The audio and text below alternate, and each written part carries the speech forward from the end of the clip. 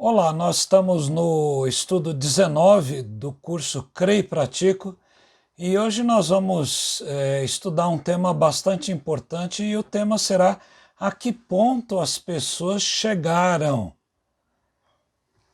As pessoas em geral, como descendentes de Adão, chegaram a uma condição de perda da comunhão com o Criador já no Jardim do Éden.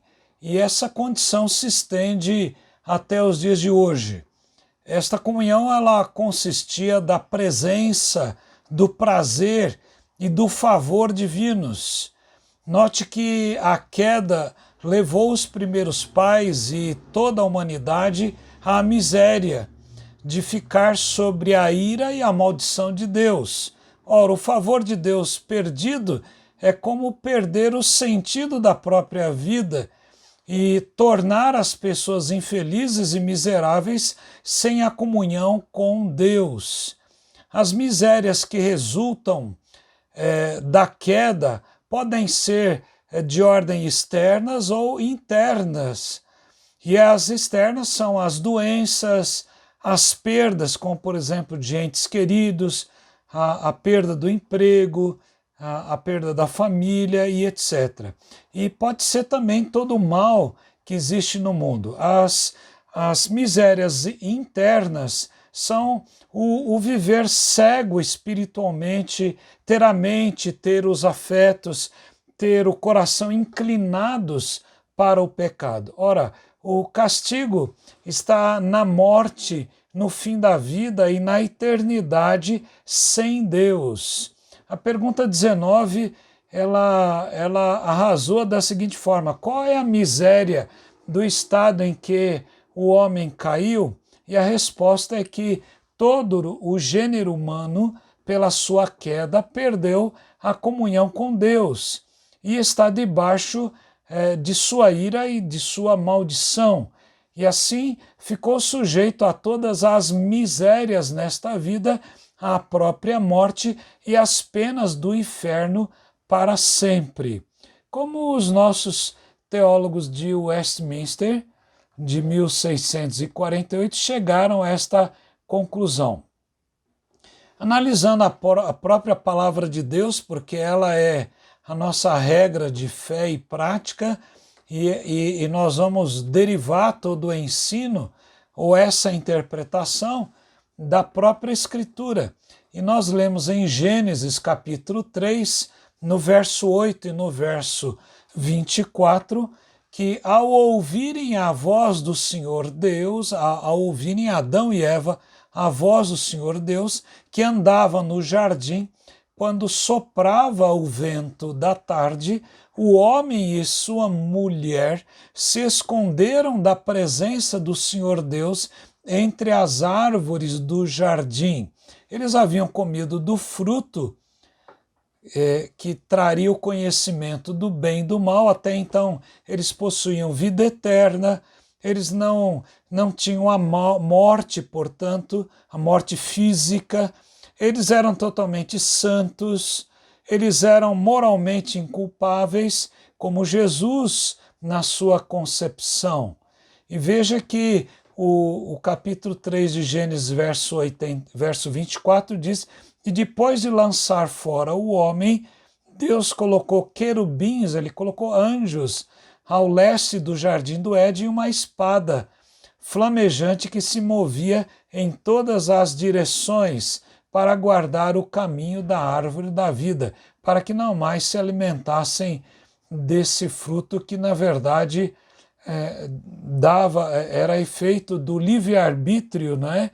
E o homem escolheu o caminho de conhecer não só o bem que ele já conhecia, mas conhecer o mal também.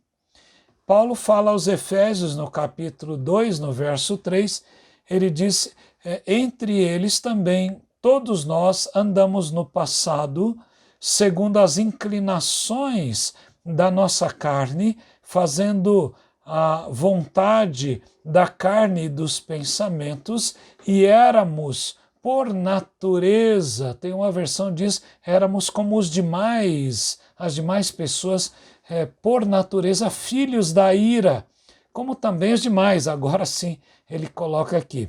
Então veja que no passado, Adão, como era da inclinação da carne, fazendo a vontade da carne e dos pensamentos, e como Adão, éramos filhos da ira, como descendentes de Adão que caiu comendo do fruto, e também os demais. Então veja que a linguagem que Paulo vai usar, como natureza, filhos da ira, né, da ira de Deus. Em Romanos 6, 23, texto muito conhecido entre os cristãos, Paulo diz aqui, porque o salário do pecado é a morte, mas o dom gratuito de Deus é a vida eterna em Cristo Jesus, nosso Senhor.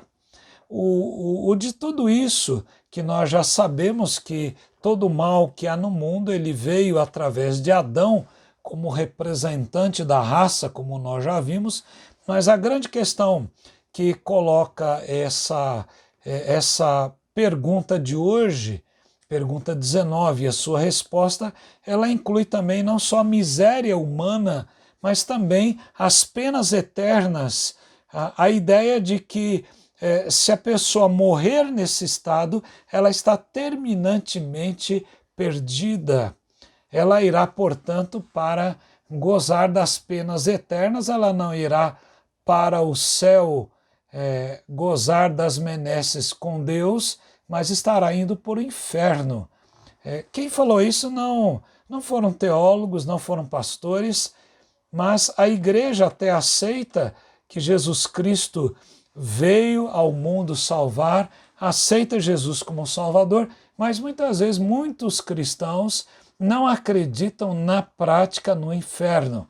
Mas olha o que Jesus disse naquele sermão das dores, ou sermão profético, como é conhecido, Mateus 25, 41 a 46, Jesus diz, então o rei dirá também aos que estiverem à sua esquerda.